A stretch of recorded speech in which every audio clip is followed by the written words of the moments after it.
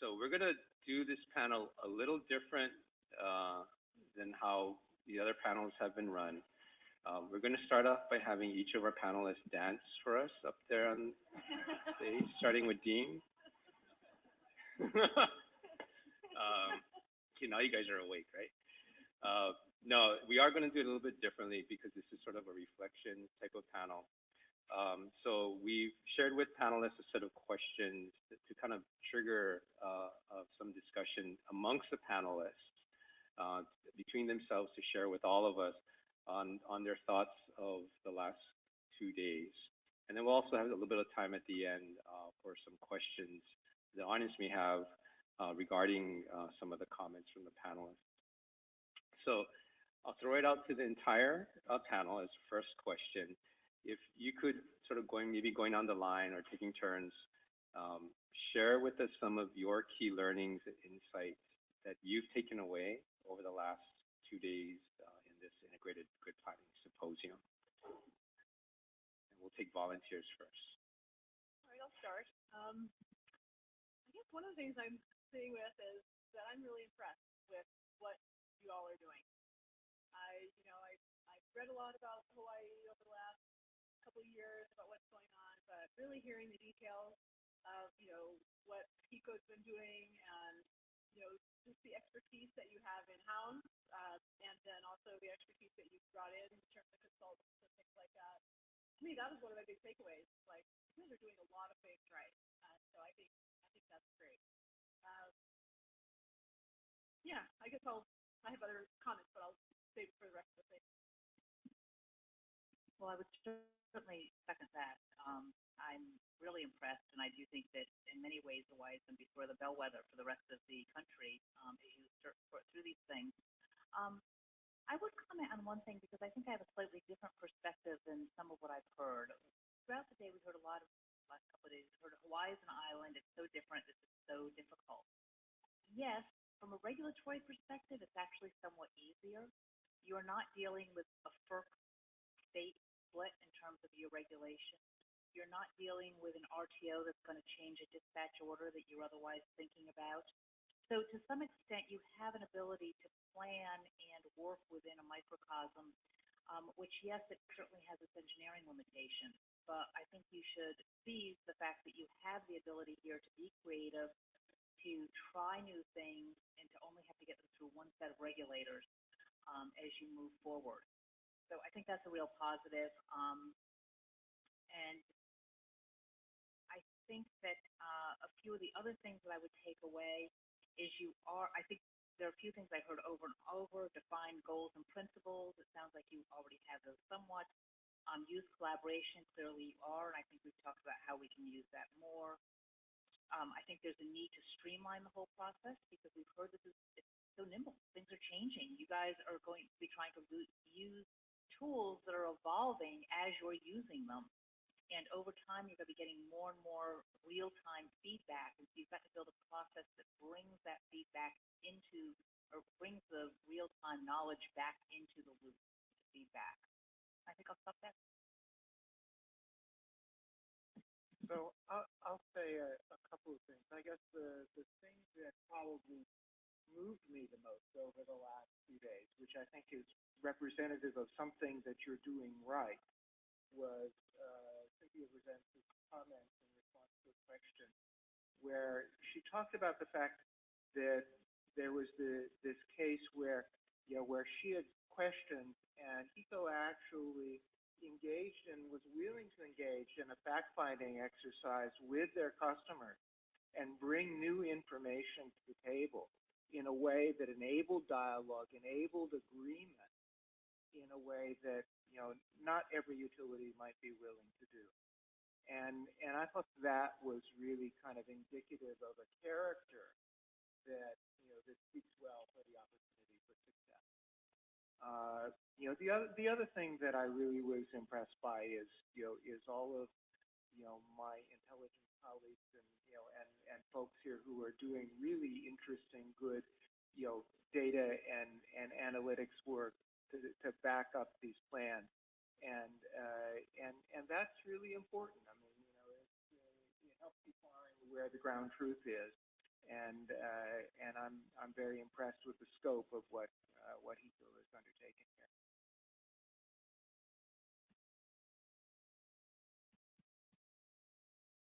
Just to make the HECO people a little uncomfortable, I think one of my takeaways will be that I heard Dean Arakawa say that the grids are all weak.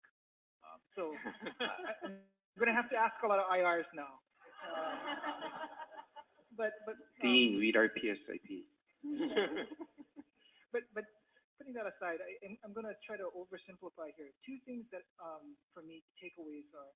One is the phrase "it depends." I think a number of speakers mentioned it in their comments as well as in response to a number of questions, in the sense that we will need to make sure we have the proper context in terms of what we want in order to move forward in an effective and efficient manner. And the other is the devil is in the details. And we've heard about some of the great models and solutions that might be out there, but then part of it is making sure we have the right data to know how to use those models. And that gets back to, again, it depends. What context? What are we trying to solve? There's a lot of models out there. What I don't want to get caught in is, either data paralysis or analysis paralysis. We're so busy trying to get things right, looking for the right data, and then trying to come up with a perfect solution, and not being able to move forward, because it's important for us to continue to move forward in the right direction, not necessarily the right direction, but just move ahead in the right direction. Well, thank you for that, folks. Sort of building upon what you shared around key learnings and insights, what can you kind of pull on over the last 2 days as some of the most relevant issues or topics that really apply to the Hawaii situation, based upon what you heard over the last 2 days, as well as the background and experience that you bring from other places and other venues? That's a good question. And a couple things. I may dance around the question a little bit, but a couple things that strike me is out on a nice little jog this morning around, and I was struck by the fact that I was talking about other states and what they're doing, and in some ways I feel like the other states are just kind of responding to the wave of DERs that are coming at them. So I kind of had this visual of like a surfer or something. They're just kind of like, okay, we got all these DERs. We're trying to do what we can to address them, and we have an RPS, and we're trying to address that. But then I thought, wow, Hawaii, you guys are just in a totally different league, because you are, you're ahead of that wave. And so I thought of the stand-up, longboard visual of Hawaiian kind of idea, and I like to do stand-up paddleboarding too. So, it's like, I just thought that in a way, you have 100% RPS, and so it's different than just this kind of incremental growth that a lot of other states are doing. And so that's going to take a different way of looking at things. And so I think you could look to California, you could look to different states, and glean what works well from there. But I think the solutions for Hawaii are going to have to come from Hawaii. And I thought of that too. Those of you who live, they're going to kind of emerge from here, and they're going to be specific to what your needs are, what your conditions are. And so I think that's important. And then I also, I've been struck with this idea of like value. What is from Kyle talking actually the first day about that? We look at the value. It's kind of, I think broadening the picture of what value is, instead of just cost and reliability. There's the value with a capital V. What does that look like for Hawaii, and how can you design integrated planning to address that value? And that's probably around resilience and these different things. And so one of the things in my experience working as a regulator, the box of the regulator is pretty well defined, and for good purpose. This is the least cost, this is the least risk, and other things don't often come into that box by design, unless there's maybe like a state legislature requires an RPS. Then within the box of, okay, what are the solutions that are least cost, least risk, that meet these mandates? And so for Hawaii, I think if you're really going to look at the capital V value, what else needs to come into that box that would be a part of integrated grid? How does resilience actually come in there in a way that really works, where regulators say, yeah, this is part of our mandate. And so find myself thinking about that. In ways, one of the benefits that you have is you have a very clear direction given from your legislature about this RCS. A lot of other states are kind of floundering around that. They say, well, we know we want to be more sustainable, but we don't really have a clear guidance. Well, you all have a guidance on that that's very clear. And so I guess the other thing I would say is just, in terms of the things that are happening elsewhere that could benefit here is this, this kind of integrating across these different silos or these different areas.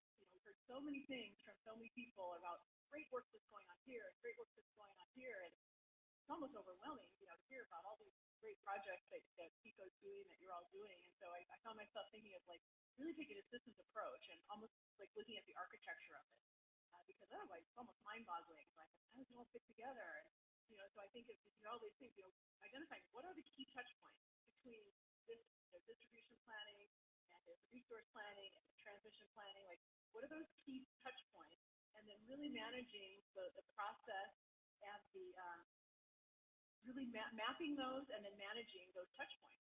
Because otherwise it's overwhelming. So that systems approach, which is still kind of new in this realm, but I think that's going to be a key part. There's so much great stuff going on, but managing it and helping it all get to the large V value is, I think, your challenge and opportunity.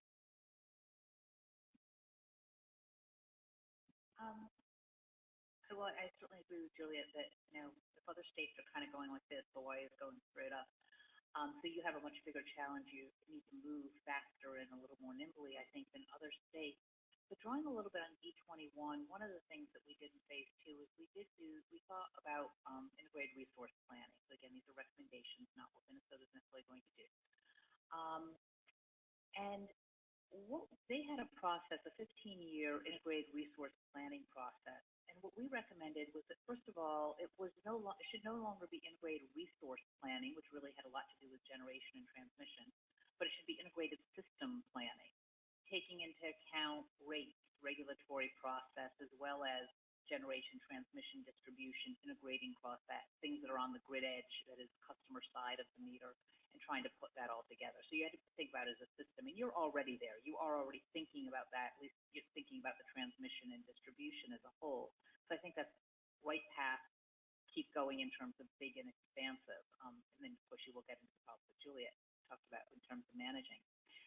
The other thing was we had some discussion about whether you should still call it a plan or call it an analysis or what, because with the rate of change, it's so hard to lock anything down. To say even 5 years, to say this is our plan is really tough. I think that ultimately what you're going to end up needing to do is to have a vision of sort of, I think as Dean was saying, sort of knowing the direction. It might not be this X, Y, Z. It's going to be out there. We know what direction we're going in. Some of it's not be longer than 5 years. If you're thinking of offshore wind, obviously planning for transmission for offshore wind is not a 5-year issue. And then think about how you can actually, here the analogy that comes to mind, something like a formula rate. Think about how you can make pieces of your plan where you've brought your stakeholders into play, you've agreed on a process, you've agreed that when X, Y, Z are met, then the utility can go forward with X, Y, Z. So that it's,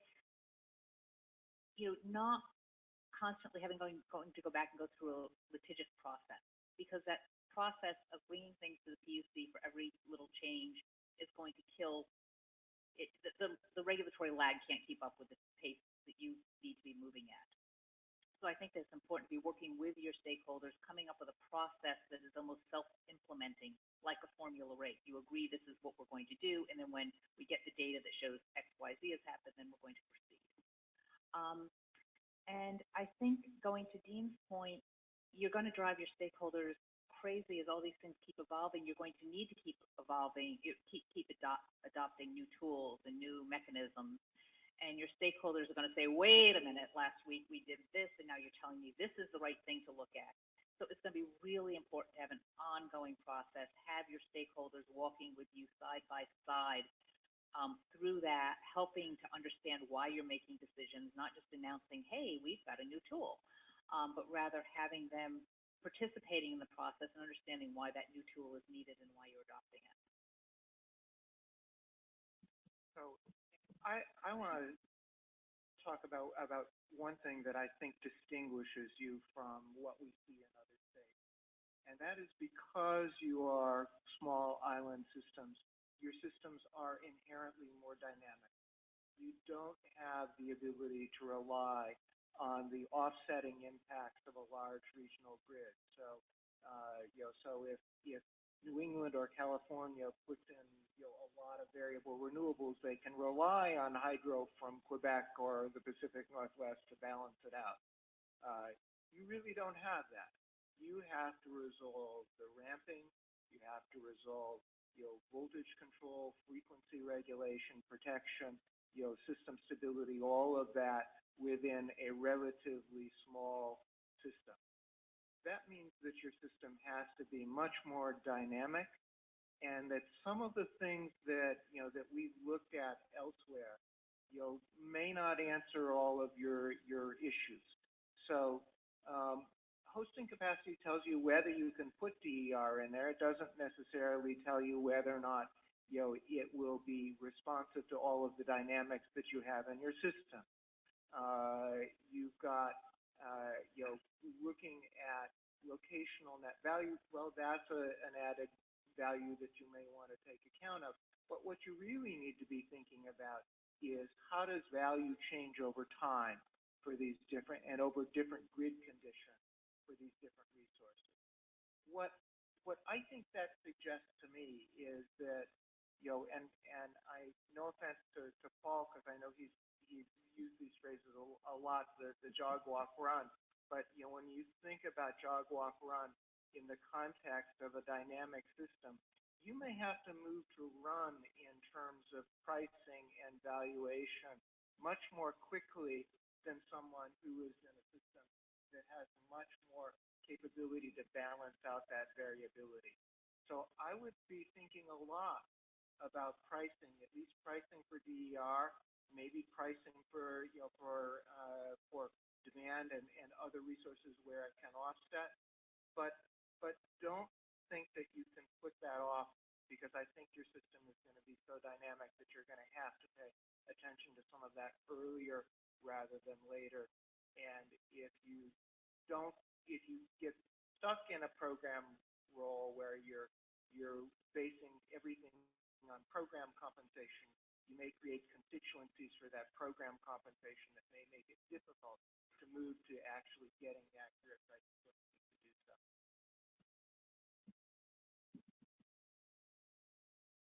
I just want to thank Paul for his comments, because that's sort of where I was going to go, where getting back to that issue of whether, engineers are better or accountants or economists are better. We've been talking about a lot of There's technical no issue, Dean. I'm sorry? There's no issue. Yeah, I'm glad you acknowledge that accountants are better. No, but I mean, we've been talking about a lot of the technical issues and potential technical solutions. But I think, one of the things our office has been talking about for a while is that, whereas some of the other jurisdictions are looking at renewable energy integration because they feel it's the right thing, to do for the environment and whatnot. One of the things that Hawaii was considering as it moves forward with this 100% RPS is the cost of energy, our utility bills are high. Right? It's higher than other places in the nation. And one of the promises was that renewable energy should be cheap. Look, the sun is free, the wind is free. So we hear customers say that all the time. Look, we're putting in more renewable energy. Why aren't our bills coming down? And that gets back to one of the things we need to look at is that, fixing our rate design, setting efficient price signals so we know what solutions we should be looking at. Because right now, for instance, and not to pick on NAND systems, people keep crying out for NAND, but that was supposed to be an introductory price signal, and that time has come and gone. We need to fix our price signals so that as we move forward with solutions, we're looking at the solutions that are cost effective rather than, as Paul was just mentioning, potentially creating situations where we're going to have these odd constituencies that are going to be basically maybe counter to what might be optimal solutions. So for me, as I look at what I'm seeing in other jurisdictions, certainly I think there are a lot of parallels in terms of some of the technical issues, but it does come home, as it relates to, I forget, one of the speakers mentioned it, and this is something we joke about in the office anytime. If you ask an engineer to provide a solution to an issue, they can come up with something as long as you're willing to throw money at it.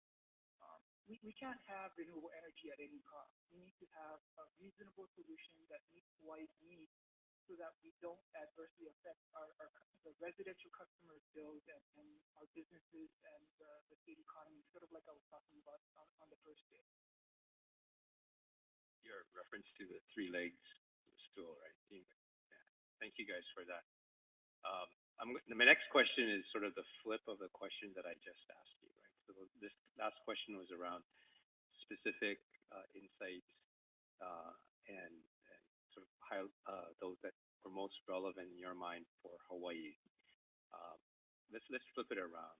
Given the discussion that we've had in the last couple of days and with what all of the panelists and the Q&As shared over the last 2 days, what are some of the important takeaways that you think our colleagues in the mainland can learn best, or is most important for them to know about in their environments, in their states, in their systems, for their constituencies, given the discussion yesterday and today?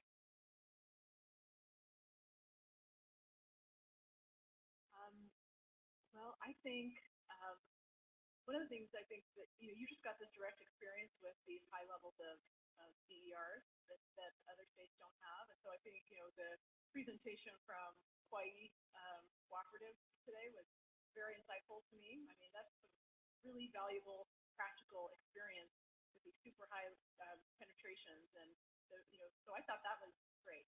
And so I don't know to what extent other utilities on the mainland would kind of know some of the things from like the insight from that presentation, but I think that's one of the things. Yeah, I think just the way that you're kind of approaching it generally.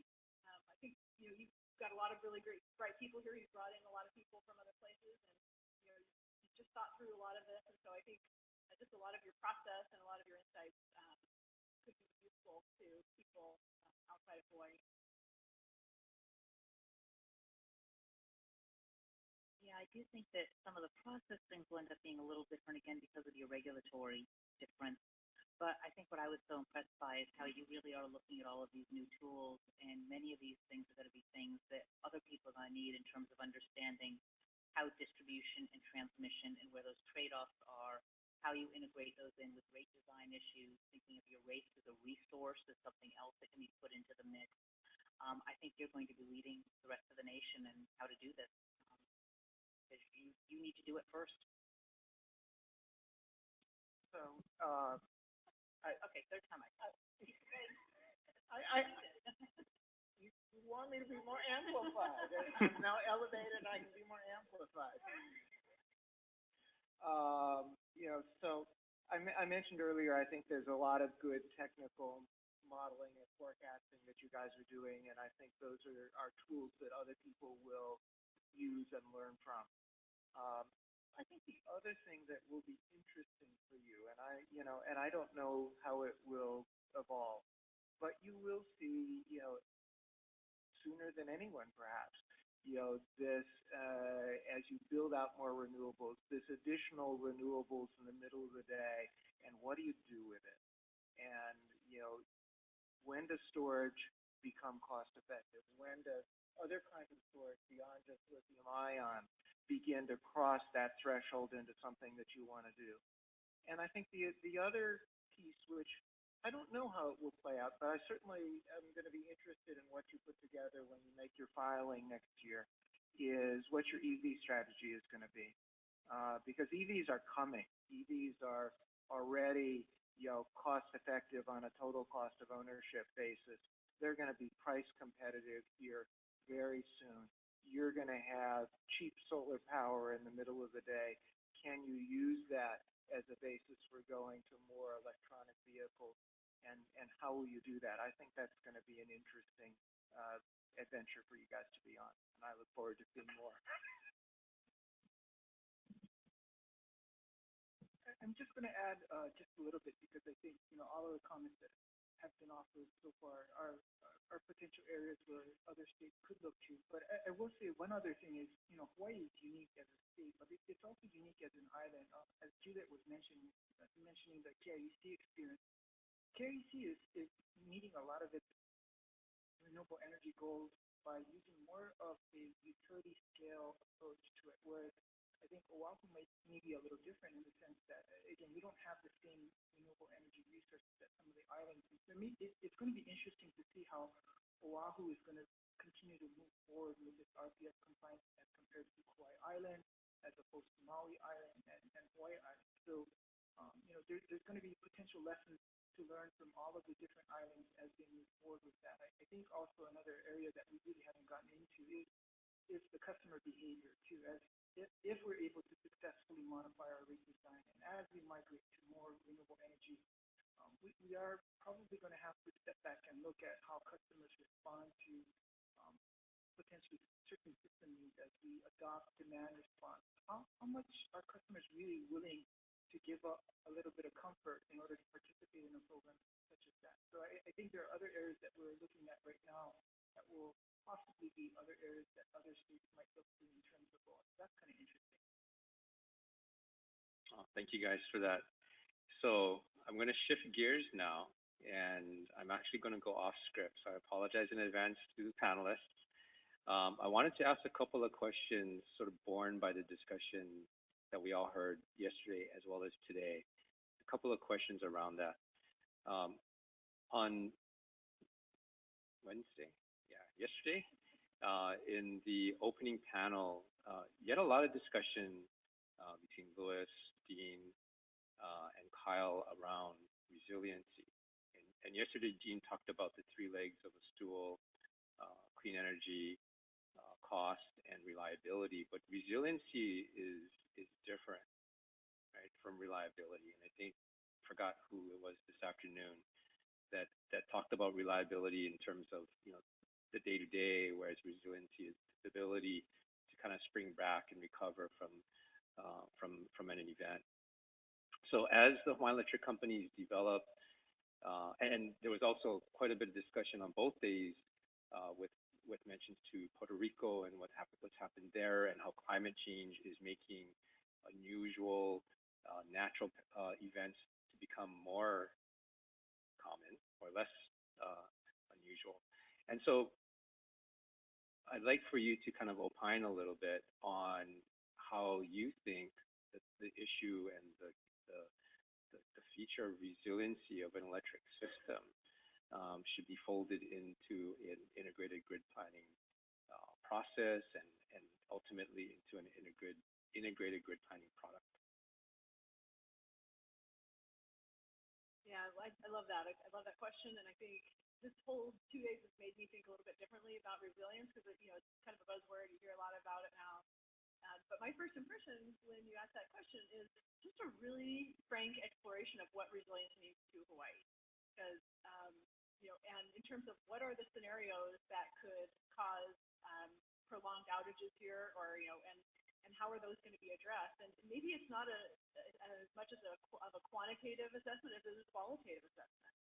What are the things that you need to consider around supply lines, around, workforce training and things like that? I mean, sometimes I think that could be really useful to have that thinking, have that exercise, and then, like I say, if it comes down to it, where the requirements or the recommendations that come out of such an exercise are really looking at what the needs are, if that's something that is kind of beyond the PUC's box that they typically work in, then bringing the appropriate parties in that would be the ones to value that or to make decisions on that, and so really make it truly integrated instead of just the electric companies and the PUCs, but the larger picture of who values that resilience, and have that kind of those voices somehow integrated into the process could be really important.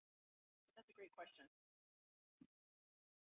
Yeah, it is. I was struck yesterday by earlier today. It's been a long time. We've learned a lot. But the question about, so what kinds of damage could wind or wind turbines or solar panels sustain as a result of different kinds of disasters or whatever? And I think that, certainly the kinds of resources we use now have their own vulnerabilities, whether it's lightning strikes or explosions or whatever, and there's a different set now. So I think that that's certainly an important piece of it. I also think it's going to be important to keep looking at other kinds of technologies, and we've been talking about wind, solar, batteries. I know Europe has been very interested in something called power to gas. The only people in the U.S. who are doing it is San Diego, with help from DOE and University of California, Irvine. But essentially, it's the idea of using renewables to create hydrogen. You could actually create methane too, although greenhouse gas reasons maybe not. Essentially, it's a way to create a kind of something that's more like a gaseous fuel of your own out of renewables. I think that you're going to need to find more of those ways to diversify, because this whole resilience and risk and bouncing back is going to require this portfolio of resources. Yeah, again, you do have some very different issues, and tying the whole thing together in terms of planning, integrating your planning here into, for example, microgrid, how that would function, how that functions in an emergency, integrating the resource planning for the electric system into the emergency planning for the island is going to be a really important piece of that. So before coming to Oahu, my wife and I spent a few days on Kauai, and one of the things that I was struck by is the owner of our B&B said, well, after the 37-day outage, we now have our own little diesel generator in case it happens again. And I thought, well, okay, well, that's good for you, but it's not necessarily the solution that you want every customer to have their own backup diesel generator.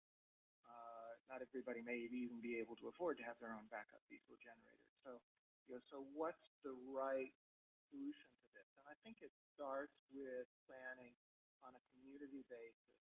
I'm on a National Institute of Standards and Technology Advisory Committee. They have a community resilience program that they work with communities to try to do resilience planning. And it's not going to be just the electric grid here. I mean, you're dependent on imports for food supplies and other things. And so you need to have that broad kind of perspective to figure out what your needs are. I think the other thing to just bear in mind is that yes, you can begin to think about how to value resilience and not just sort of put it entirely over here in another bucket, although it will always be, I suppose, to some degree.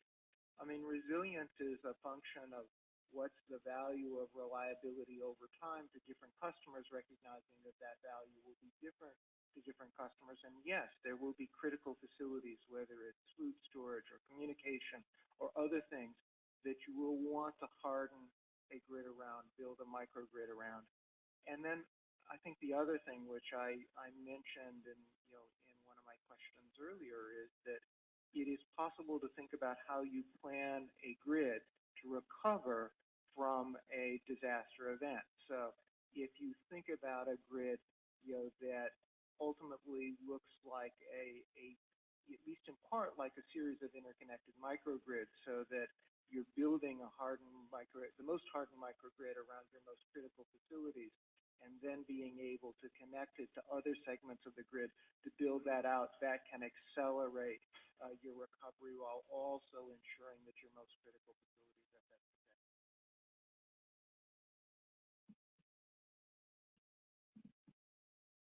It just thought I'd throw in, my discussion yesterday about the three-legged stool, it might be a way to illustrate the evolution of the discussion in the energy industry, because I constantly joke with my chief engineer, Marcy, about how many additional legs are being added to the stool, because we talked about safety and we have talked about resiliency. I don't know how many legs are going to end up with this stool, but it is a good question. And I'm certainly now putting on my cap as someone in the state is very concerned with the resiliency of the grid, because we are a very remote population in the middle of the Pacific, and aid will be challenged to get to us if there is another massive catastrophic event such as Niki that affects more than just one island.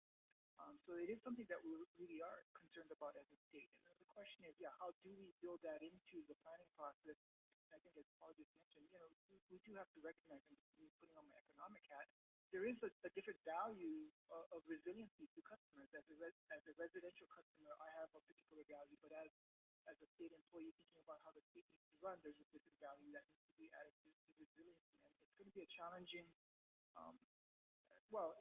there's a lot of challenges here, and it's going to be trying to find a reasonable path forward So again, we try to keep the solutions that we come up with applicable to the state as a whole, but acceptable to the customers as a whole as well.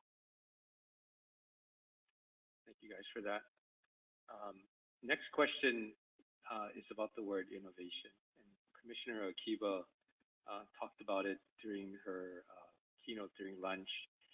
And in an earlier question amongst the four of you, talked about this rapid pace of change, how things are dynamic, whether it's technology or systems or regulation, whatever it may be. The only thing we can count on not changing is that things will continue to change. And so as we now take on the task of trying to come up with a structure and a model for integrated grid planning, share with us some thoughts you may have about what role innovation can play, not just into the outcomes, right, but into how the utility should be thinking about how they plan the system out. And the fact that innovation, the message I heard is that innovation needs to be a critical feature, a critical skill that we all need to have in order for us to be successful in coming up with the right plan and then being successful in carrying them out. One of the things that sticks with me the most from these last 2 days is that we don't want this Rube Goldberg machine, for the planning. I think Mark had that in his slide. So I think about that with, it's a question, how do you balance innovation without turning something into something that's so complex and hard to understand and new and, so what's that balance? I don't know, but I think that's a good thing to keep in mind. What are, maybe there's simple ways of getting there too, just kind of always exploring that may be the case, or it may be, may not be the case. But the other thing that comes up as you're talking is, this whole idea of integration and, an innovation to me that could be really helpful in Hawaii is more innovation around collaboration. And I think this could happen on multiple levels, even within the utility itself. There seems to be opportunities for collaboration and, breaking across the silos, or one of my colleagues calls them cylinders of excellence. And so, you could, what does that look like? Because it's almost like a fractal idea. If you're really going to have this kind of integrated grid planning, does the pace that Hawaii needs to move and the innovation that's required and it's going to require, like, I think, radical collaboration within the utility, and then much like an innovation in collaboration between the utility and the regulator. And I'm talking just like more frequent connections, different things that I've worked in the past where there's just been these tensions. We just kind of had more meetings, even if there wasn't that many, a full agenda. We just have more face time together to talk about things.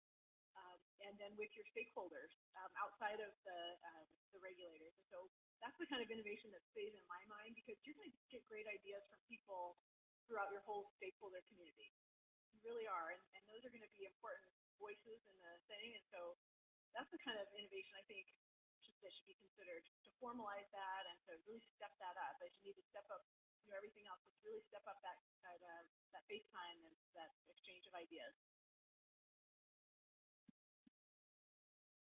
Yeah, I mean, you seem to be defining innovation every day, and you're going to keep doing it. I think that having events like this where I've heard about technologies and a range of ideas in this past couple of days that I just haven't heard elsewhere. So I think you're already reaching out and you're bringing in new ideas, and that's going to be critically important. And I would echo Juliet's idea of think about even the most minute things. Where do people sit in an office? How do you organize different groups? Even for the state, how is it organized in terms of departments when we think about the need to integrate gas and water and electric and emergency planning? It's really going to take innovation across many, many ways to change the system, because we are talking about an extraordinarily complex system, and one that is at the root of so much of what happens in the island, from economic development to right down to just mere survival. So thanks for the question, because I was actually thinking, as we were going through, today and getting ready for this panel, about ways in which innovation is already happening here in Hawaii, and some examples of that. So when I think about pathways to innovation, there are sort of three models that come to mind for me. One is finding some unexpected piece of data that allows you to do something new. And so, the example I thought of that was we used to think, because we couldn't observe it, that voltage on the low voltage side of distribution circuits was just sort of a smooth line, and we could just model it that way because that's the way our models had always dealt with it. And we start measuring it, and lo and behold, there's all this volatility. But when you start then beginning to address that volatility, you can both compress the volatility, but also you can provide voltage support back up through the circuit. So that unexpected piece of information allowed you to innovate. Another way in which I find is a pathway to innovation is think about the broader picture. Oftentimes you get stuck on a problem by just looking at it through the one lens that you have.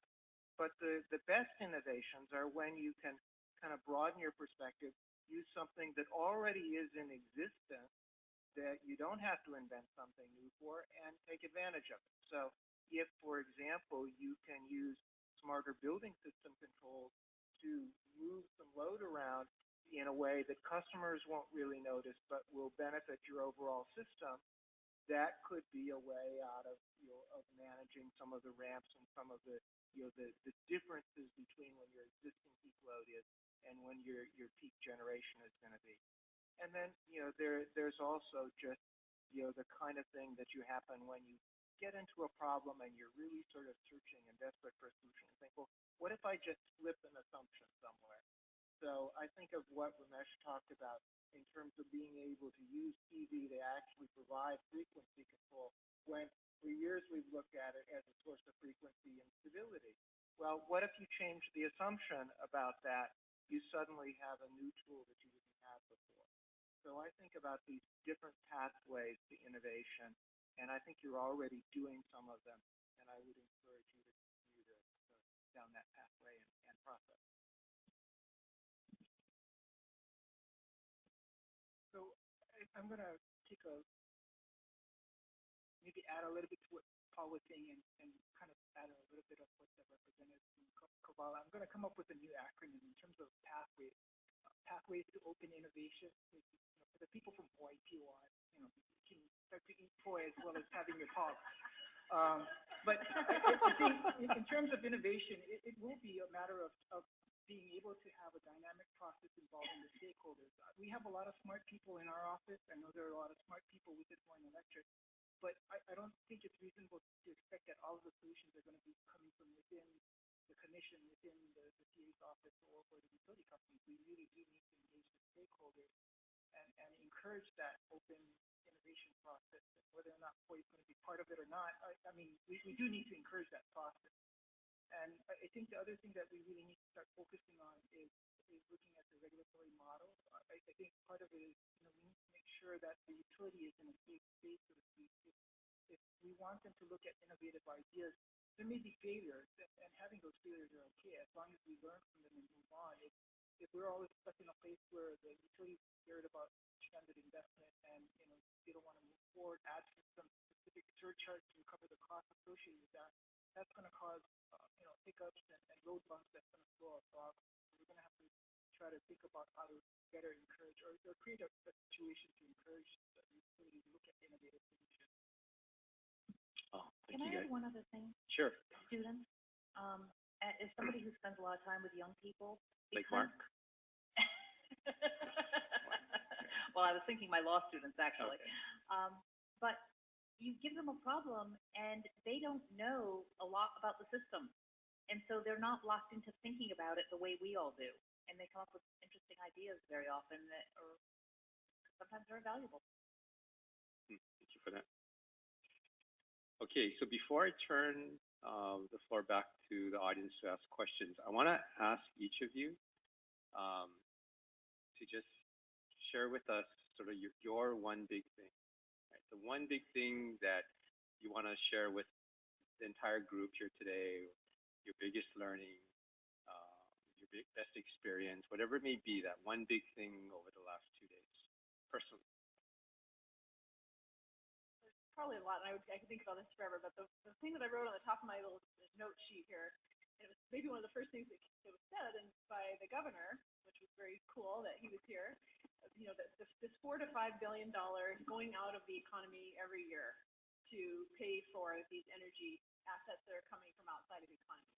And so as we've gone through this and talked about all these different investments that are required, I found myself continuing to think about how are these investments actually reducing this $4 to $5 billion that's going out of the economy every year. And then I also thought of whoever was saying, in order to really value something, you need to measure it. You need to kind of understand, to really understand it, you need to measure it or something like that. And so I found myself thinking, how can these investments and all this great work that's going to happen between now and 2045, how can that be shown to specifically reduce this $4 to $5 billion that are going out of the economy? I think of maybe those United Way things, like the thermostat, and it like grows up, the red line like goes up as they raise money or something. I mean, it's somehow quantifying how all of this great work getting to 2045 is reducing this $4 to $5 billion that goes out of the economy and brings that into the economy and that circulates within. To me, that's something that's a good takeaway for me for this. For me, I think it's hope. You are embarked on a path that I think the rest of us need to be on, and we've heard so much about, well, maybe 50% is the limit for renewables, maybe it's 80%. I'm hopeful. I think you're on a path, and you're going to show us how to get to 100% renewables. I think it's fantastic. And I would say that because of the way you're approaching this and your openness to change, I do think you'll also help us discover new values, how you can see through convergence, and this is really something that I think Paul and Jeff Patch have written on, how as you look at markets and bring them together, the convergence opens up new values. And I think you're going to show us where a lot of that is. So I'll say the fact that you have had well over 100 people here for most of 2 days. You had the governor, you had Commissioner Akiva, and I know this was scheduled, I assume that by accident, scheduled opposite Nehru, so you didn't have some people from the commissioner that you might have had. But I think that relationship is fundamental, and and that it will be very difficult to do this if the regulatory model becomes one of litigation, where everything you propose is subject to, with due respect to Dean and the need for, for consumers to have input and other stakeholders to have input. But if you get down into the weeds on every single little detail, the time involved with that will simply make it very difficult to accomplish your goals. So what I would encourage you to do is to talk with the regulatory community, talk with Dean, talk with stakeholders about what the regulatory model needs to be going forward. That creates an opportunity for you to innovate, to engage with the Commission and the Commission staff so that they know the innovations that you're attempting. They can see the results. You're not going to be penalized if it doesn't work out the way you hope, but you have an encouragement and incentive to try to reach the objectives that the state has laid out.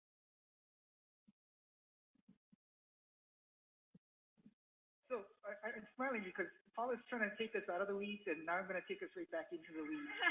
And I only say that because, as sort of a data geek, one of the things that's troubled me, well, I shouldn't say troubled, but I mean, it's been a source of some frustration is the lack, from my perspective, there's been a lack of meaningful data and meaningful analysis that helps inform some of the decisions that we've made in the past with respect to where to set the goals, how to move forward. But in terms of what I've heard, I've seen a lot of good models being discussed and presented today, and then I think we've heard some of those other speakers present some of the data that they've had, and for me that's kind of exciting in the sense that it's a matter of and maybe it's like as Mike was talking about, putting in the right recorders, and we put in the proper monitoring devices to get us the data we need to help inform the technical solution. And sorry, yeah, this is me focusing on the technical solutions as opposed to the getting out of the weeds of the regulatory aspect. As I mentioned, we do need to look at changing the regulatory model to help spur innovation rather than cause fear to move forward. But I just think it's exciting to some degree knowing that other jurisdictions are looking at this as well, and they have data and they're using it. And I think there are opportunities for Hawaii too to look to trying to collect that data, make it openly available where feasible so that different party stakeholders, not just the utility, not just our office, the commission, try to look at that data and figure out what solutions we might be able to develop. Thank you.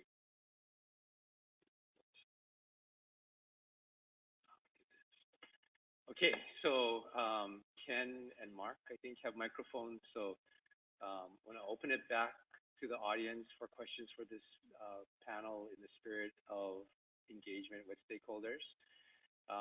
So does anyone have any questions that they want to ask of the panels around sort of the closing thoughts and insights over the last 2 days? Or if anyone themselves wants to share their own insights and closing thoughts. Mark? I'm Mark McCarr from Lidos. I'd like to follow up comments by Juliet. You mentioned the systems approach, and we heard a lot about pieces and elements and initiatives, and yet it has to be all brought together. I wonder if you could expand upon the concept of a systems approach or a systems integration approach. Well, you know, Paul probably know more about this than I do, but you know, I guess I was just thinking about it kind of in a simplistic way, almost just like mapping out the different parts within. I was thinking particularly about our HECO when I was thinking of it. You know, the different parts around, you know, the transmission planning, the resource planning, the distribution planning, and probably others. So just kind of, you know, drawing the linkages and yeah, I guess I don't know exactly what that would look like, other than it's important and you know, maybe there's a concerted effort with it, and maybe it's bringing, you know, having certain meetings where you bring in a couple people from these different departments and have meetings where they don't usually speak with one another. I don't know. I could put some thought into what that might look like. I don't know, Paul. Do you have any suggestions on that?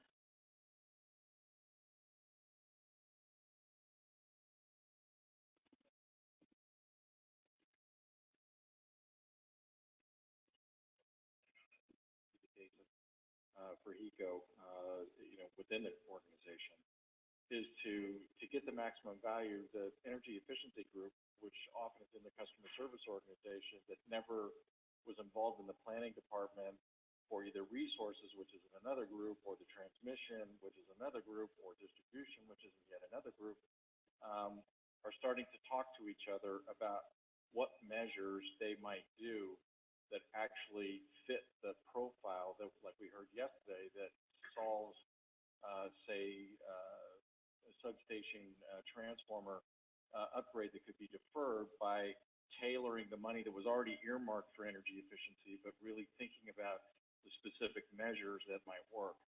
So a simple conversation like that and the education of the group that does energy efficiency to understand the relationship, that it does matter what kind of measures you pay the rebate for, because you could get a little more value. That conversation is, those things are just starting to happen, and they're new. And those people never, maybe even ever talked to each other. They didn't even know that they worked in the same organization before. So it's simple things like that, actually, I think, kind of start the dialogue. I guess one other thing I'd say about that is, as I was thinking about this, it requires someone to kind of look at the organization with this lens, you know, because everyone's in their silo of excellence or something, and so it really would take someone who's kind of making those connections that Paul was saying. Well, you know, if the energy efficiency could actually provide some of these services, so it almost would require that kind of an orchestration. I'm not sure what that would look like, but.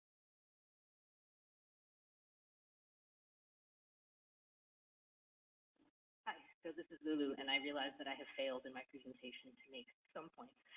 What I wanted to suggest is that our approach with Grid Unity as a platform to orchestrate things was intended to help bring things like this together. And so the example that I gave at the very end was that the utilities that have started out using our platform in one capacity or another have found that we've found that they're actively seeking other ways within the same utility to use us because they understand that the pieces that are already in place, some percent of that is actually valuable elsewhere.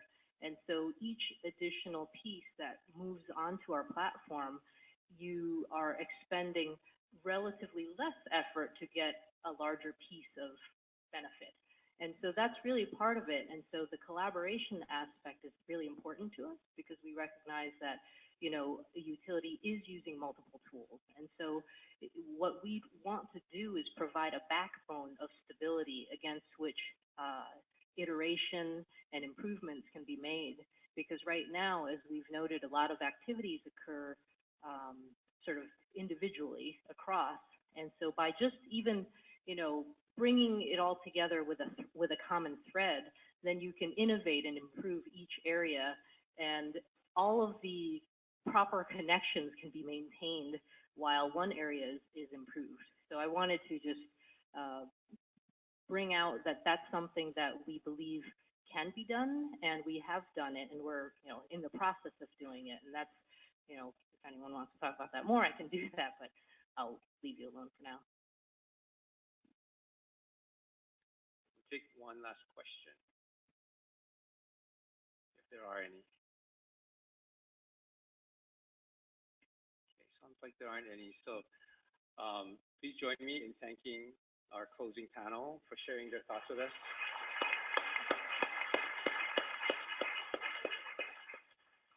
And I want to just share my thanks on behalf of the Hawaiian Electric companies to all of you for being here today, to our panelists over the last 2 days, for sharing with us their thoughts and their insight, for taking very long trips to get out here to Hawaii. Some of you who had some delayed flights, I apologize for that.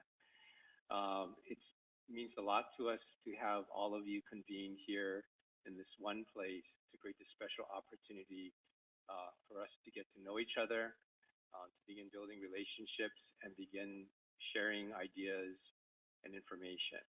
I'd like for all of us to think of this as a beginning, not as a closing, because I hope we can have more conversations between us. Maybe not with 150 of us all together in one room, but at least in small groups or in one-on-one conversations. This symposium has exceeded my expectations by far. I know it's exceeded Ken's expectations by far. He's just glad it's over, right? Ken was the wedding planner that made all of this happen. So I want to really do a shout out to Ken for really making this possible.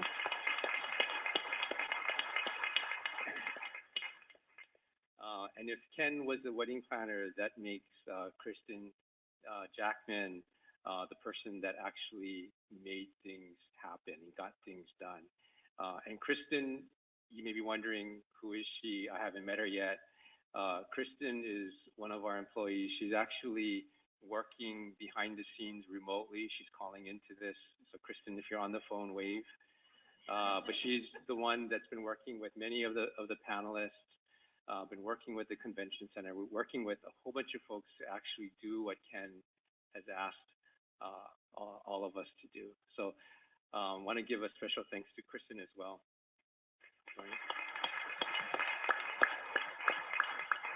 And then one last announcement. I know several of you have approached me and others around the availability of the slides and the material. The slides are available. We're actually very much like the Grid Modernization Strategy Symposium. We're making an audio over the last 2 days combined with an animation of the slides that were covered. We're making that available for download. It's going to take us a little while to process all of it and get it all aligned up. So we should have it in a week or so, maybe 2 weeks, given the holiday. But for all of the participants and all the panelists, we'll make that combination as well as a copy of the slides available for download. So I know folks are taking a lot of notes, but rest assured that this material is available. So thank you again. Some of us have very, very long trips home. Some of us have very short trips home. But to everyone, please go home safely. Thank you.